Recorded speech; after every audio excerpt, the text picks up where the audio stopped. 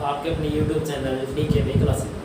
दोस्तों आज की जो हमारी वीडियो है उसके अंदर हम बात करेंगे एवरेज स्पीड, औसत चाल और उसके जो दो महत्वपूर्ण सूत्र हैं जो हमने यहाँ पर लिखे हुए हैं कि ये सूत्र कैसे बनते हैं।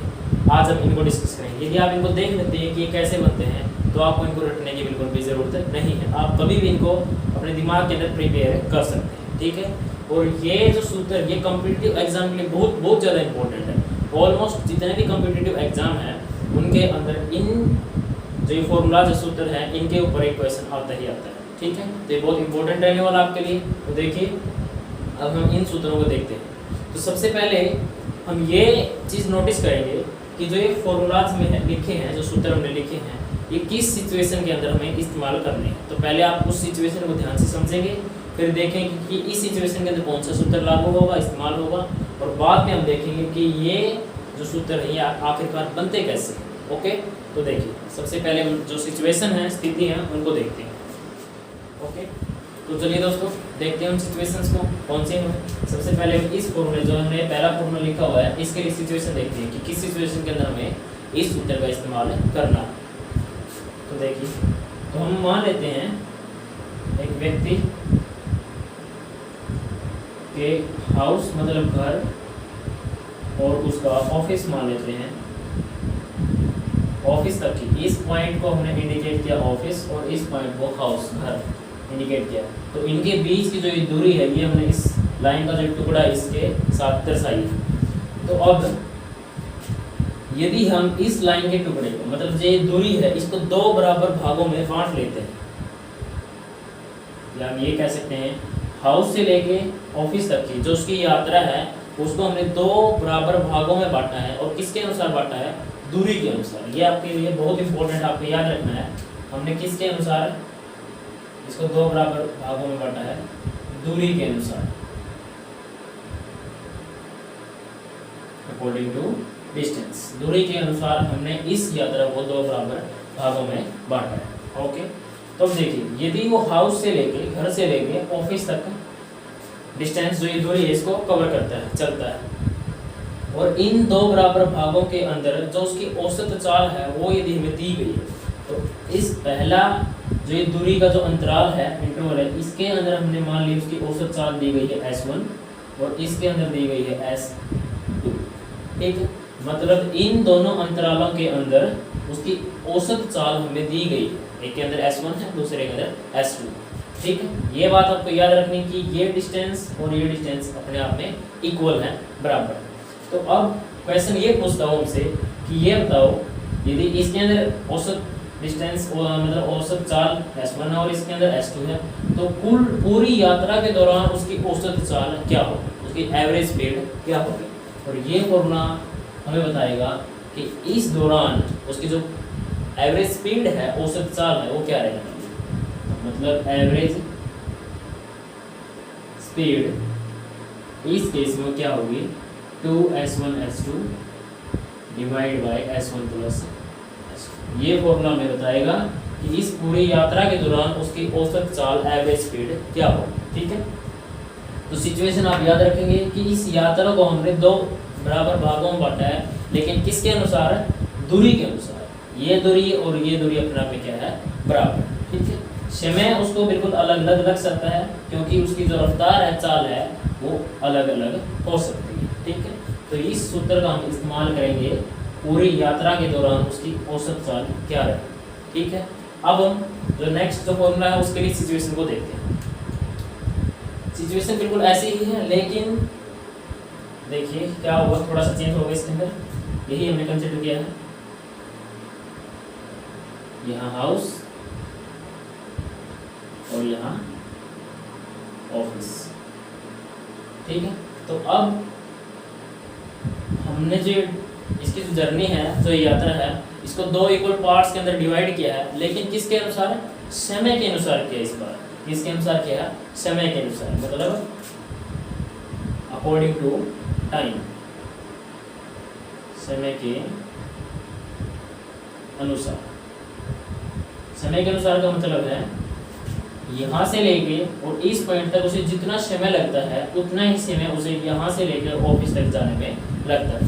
तो यहाँ पर जितना समय लगेगा उतना ही समय इसको यहाँ पर लगेगा, इस डिस्टेंस को कवर करने में लगेगा। तो अब देखिए दोस्तों, हाँ ये डिस्टेंस अपने आप में अलग अलग हो सकती है, सिर्फ हम इस पॉइंट को मिड में इसलिए ले रहे हैं बीच में ताकि ये इंडिकेट कर रहा है यहाँ पर समय जो है इस पोर्शन का, इस भाग का और इस भाग का वो बराबर है, दूरी अलग अलग हो सकती है। उसी प्रकार अब इस दौरान यदि उसकी एवरेज स्पीड औसत चाल s1 है और इस दौरान है s2, तो जो उसकी एवरेज स्पीड रहने वाली है, जो औसत चाल रहने वाली है, वो क्या होगी,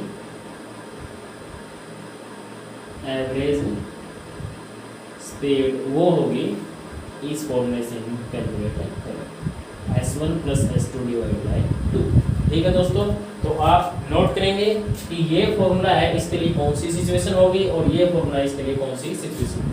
मतलब जब जो जर्नी है, जो यात्रा है, उसको डिवाइड किया गया है, मतलब कोई व्यक्ति यदि बराबर बराबर दूरी के अनुसार उसकी औसत चाल दी गई है, एवरेज स्पीड दी गई है और पूरी जर्नी, पूरी यात्रा के दौरान हमसे पूछी गई है, तो हम इस फॉर्मूले का इस्तेमाल करेंगे। और यदि कोई व्यक्ति बराबर समय के अनुसार उसकी एवरेज स्पीड औसत चाल दी गई है और पूरी यात्रा के दौरान हमें निकालने हैं, तो हम इस सूत्र का इस्तेमाल करेंगे। ठीक है, तो अब हम बढ़ते हैं कि ये फॉर्मूले हैं, जो ये सूत्र है, ये कैसे बनते हैं। ठीक है, तो इन्हीं सिचुएशंस के मदद से हम देखते हैं, और जो बेसिक जो फॉर्मूलाज होते हैं स्पीड, डिस्टेंस और टाइम के, उनका इस्तेमाल करके हम इन सूत्रों को बनाएंगे। ठीक है, तो हम देखते हैं। तो चलिए दोस्तों, प्रिपेयर करते हैं उन फॉर्मूले को। तो सबसे पहले जो पहला फॉर्मूला है उसको हम देखते हैं, उसको प्रिपेयर करते हैं। तो इसके लिए जो पहली सिचुएशन थी वो हमने समझी यहाँ पे, जिसके अंदर क्या था, जो पूरी यात्रा थी इसको हमने दो बराबर भागों में बांटा था दूरी के अनुसार।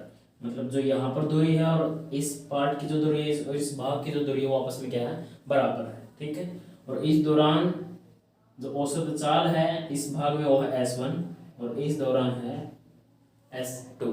ठीक है, तो पूरी यात्रा के दौरान, मतलब जो कुल यात्रा है उसके दौरान हमें उसकी एवरेज स्पीड निकालनी है और वो फॉर्मूला हमारा ये होना चाहिए। ठीक है, जो एवरेज स्पीड है वो इसके बराबर होनी चाहिए। तो इसको हम प्रिपेयर करते हैं, बनाते हैं। तो देखिए दोस्तों, तो इसको प्रिपेयर करने से पहले जो बेसिक फॉर्मूले हैं स्पीड, डिस्टेंस और टाइम के बीच में जो बेसिक रिलेशनशिप है उसको हम एक बार देख लेते हैं, क्योंकि उनका इस्तेमाल हम करेंगे इस फॉर्मूला को प्रिपेयर करने के लिए, बनाने के लिए। ठीक है, तो देखिए हम लिख देते हैं। तो सबसे पहला जो डिस्टेंस का फॉर्मूला, जो दूरी है वो होती है समय गुणा चाल। दूरी जिसको हम डिस्टेंस कहते हैं, हम उसको d से लिख रहे हैं, समय टाइम t से मल्टीप्लाई, चाल गति भी कह सकते हैं इसको, स्पीड, तो इसको लिख रहे हैं हम s से। तो distance is equal to time multiply by speed. ठीक है, यदि हमें टाइम कैलकुलेट करना है तो हमें डिस्टेंस और स्पीड दी हुई होगी, तो हम s को डिवाइड में लेके चले जाएंगे, तो उससे क्या कैलकुलेट होगा, टाइम। तो मतलब जो टाइम का फॉर्मूला होगा वो क्या होगा, डिस्टेंस और इसके भाग में होगा स्पीड। यदि स्पीड कैलकुलेट करनी है तो उसका फॉर्मूला होगा डिस्टेंस डिवाइड बाय टाइम, क्योंकि स्पीड क्या रह जाएगी, अकेली रह जाएगी, अकेली रहते हम इसको कैलकुलेट कर लेंगे। ठीक है, तो ये बेसिक तीन फॉर्मूले हैं जिनका हम इस्तेमाल करेंगे जो ये सूत्र है इनको बनाने के लिए। ठीक है, तो देखिए इस सिचुएशन के अंदर क्या था, जो ये दूरी है ये इक्वल थी, तो हम इस दूरी को मान लेते हैं। माना हमने इस भाग की जो दूरी है उसको x मान लिया, तो इस भाग की दूरी भी कितनी होगी, x ही होगी, क्योंकि आपस में दूरी क्या है, बराबर है। तो देखिए पूरी यात्रा के दौरान जो कुल दूरी है, कुल दूरी वो कितनी होगी, x प्लस x माने 2x। कुल दूरी कितनी होगी, 2x होगी। और देखिए हमारे पास इस भाग की दूरी है, स्पीड है, मतलब गति है, तो हम इस भाग का समय निकाल सकते हैं इस सूत्र की मदद से। समय निकालना है तो दूरी भी है और हमारे पास गति, चाल, रफ्तार भी है, तो इस फॉर्मूले का इस्तेमाल करके हम यहाँ का जो समय लगने वाला है उसको वो निकाल सकते हैं। तो देखिए यहाँ का जो समय होगा वो होगा, हम इसको लिख रहे हैं पहला समय, पहला समय। समय बिल्कुल अलग अलग हो सकता है क्योंकि अलग अलग रफ्तार है। तो पहला समय क्या होगा, दूरी भाग में चाल। दूरी कितनी है, x है, और इस भाग में जो चाल है वो है s1। इसी प्रकार जो ये दूसरा भाग है, इसके दौरान जो दूरी वो x है और जो चाल है वो है s2। तो दूसरा समय हम कैलकुलेट करेंगे तो हमें मिलेगा x भाग में s2। तो अब हम इस पूरी यात्रा के दौरान जो से कुल समय लगने वाला है उसको निकाल सकते हैं। कुल दूरी है 2x और इन दोनों की मदद से हम निकाल सकते हैं कुल समय, जो कि क्या होगा, इन दोनों का हम जोड़ कर देंगे क्योंकि यहाँ पर जो समय लगा है और प्लस में यहाँ पर जो समय लगेगा है वो हो जाएगा कुल समय। ठीक है, तो यहाँ पर हम ले लेते हैं एलसीएम, इन दोनों की क्या होगी, प्रोडक्ट, S2 क्रॉस में इसके साथ मल्टीप्लाई में प्लस S1 इसके साथ। इन दोनों टर्म में से हम x को कॉमन ले सकते हैं। तो देखिए जो हमारा कुल समय है वो हो जाएगा, यदि हम x को कॉमन लेंगे तो इस टर्म में हमारे पास बचेगा S2 और इसमें बचेगा S1, जो कि हम ब्रैकेट के अंदर भी करे हैं। तो S2 प्लस S1 और भाग में होगा S1 गुणा S2। ये है कुल समय जो इस यात्रा के दौरान लगेगा। तो अब हम यहाँ पर इस पूरी यात्रा के दौरान हमारे पास कुल दूरी है, कुल समय है, तो हम निकालते हैं चाल क्या रहने वाली है। जो पूरी यात्रा के दौरान जो उसकी रफ्तार होगी, गति होगी, स्पीड होगी, वो क्या होगी, और वो होगी इस फॉर्मूले से कैलकुलेट करेंगे और वो निकल के आएगी एवरेज स्पीड। तो हम लिख रहे हैं, मतलब जो एवरेज स्पीड होगी पूरी यात्रा के दौरान,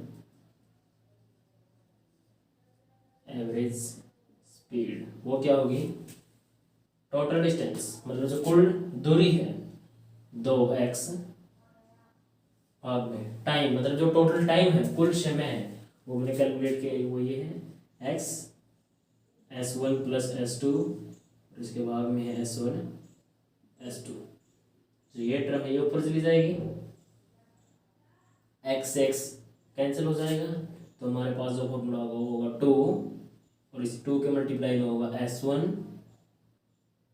S2 S1 प्लस S2। ठीक है, ये ऊपर जाने का रीजन है क्योंकि इसका क्या है, जब हम डिवाइड करते हैं तो इस फ्रैक्शन के क्या है, रेसिप्रोकल हो जाएगा, तो इसलिए ये ऊपर चली जाएगी और ये यहीं पर रह जाएगी। तो ये फॉर्मूला में क्या देगा, एवरेज स्पीड, जो कि बिल्कुल इसके सेम है, इसे के बराबर है। ठीक है, तो अब हम जो दूसरा जो फॉर्मूला है वो कैसे बनता है उसको देखते हैं। तो उसके लिए दूसरी सिचुएशन को हमें कंसिडर करना होगा। तो देखिए, तो चलिए दोस्तों आगे बढ़ते हैं, उस फॉर्मूले जो हमारा दूसरा सूत्र बचा हुआ है तो उसको प्रिपेयर करते हैं, बनाते हैं। तो देखिए उसके लिए दूसरी सिचुएशन थी उसको कंसिडर करते हैं। तो जो ये डिस्टेंस है इसको हमें ब्रेक करना है 2 बराबर भागों में, लेकिन समय के अनुसार, मतलब यहाँ का जो समय है और यहाँ का जो समय वो क्या है, बराबर है। दूरी अलग अलग हो सकती है क्योंकि यहाँ पर जो रफ्तार है वो अलग अलग है, S1 और S2। इस हिस्से की, इस भाग की जो औसत चाल है वो S1 है और इसकी है S2। तो इस दौरान जो समय है वो उसको हम मान लेते हैं। यदि बराबर समय के अनुसार दूरी बटी हुई है तो समय को मान लेंगे, और यदि बराबर दूरी के अनुसार बटी है तो हम दूरी को मान लेंगे। और इस तरह हम जो ये फॉर्मूले हैं इनको कैलकुलेट कर सकते हैं, बना सकते हैं बिल्कुल इजीली। तो हमने मान लिया यहाँ पर जो टाइम लगा वो t है, तो यहाँ पर भी टाइम कितना लगेगा, t लगेगा, क्योंकि बराबर टाइम है, समय के अनुसार बांटा है। तो देखिए, तो यहाँ से हम निकाल सकते हैं जो कुल समय है वो हम इजीली कैलकुलेट कर सकते हैं। जो पहले भाग का जो टाइम है वो t है, प्लस दूसरे भाग का टाइम भी t है, तो ये हो जाएगा 2t। कुल समय कितना हो जाएगा, 2t। अब हम निकालते हैं, समय है हमारे पास और गति मतलब चाल है, टाइम और स्पीड है, तो डिस्टेंस जो यहाँ तक की जो दूरी है उसको निकालते हैं, और फिर इसी तरह आगे की जो ये दूरी रहने वाली है इसको निकालते हैं। ठीक है, और फिर उन दोनों का प्लस करके पूरी यात्रा के दौरान जो दूरी उसने तय की है उसको कैलकुलेट कर लेंगे। ठीक है, तो देखिए अब हम निकालते हैं यहाँ पर जो दूरी है जिसको हम लिख रहे हैं पहली दूरी, तो दूरी का जो सूत्र है उसको हम निकालते हैं। उसकी मदद से दूरी का सूत्र ये है समय गुणा में चाल। समय है t और चाल है s1। इसी तरह दूसरी दूरी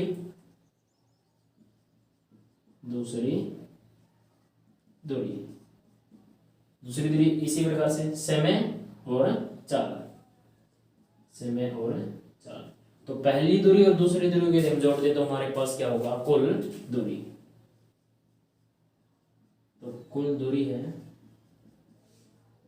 वो हो गई हमारे पास t गुणा s1 प्लस t गुणा s2। तो हम t को कॉमन ले सकते हैं, दोनों टर्म्स के अंदर ये मौजूद है।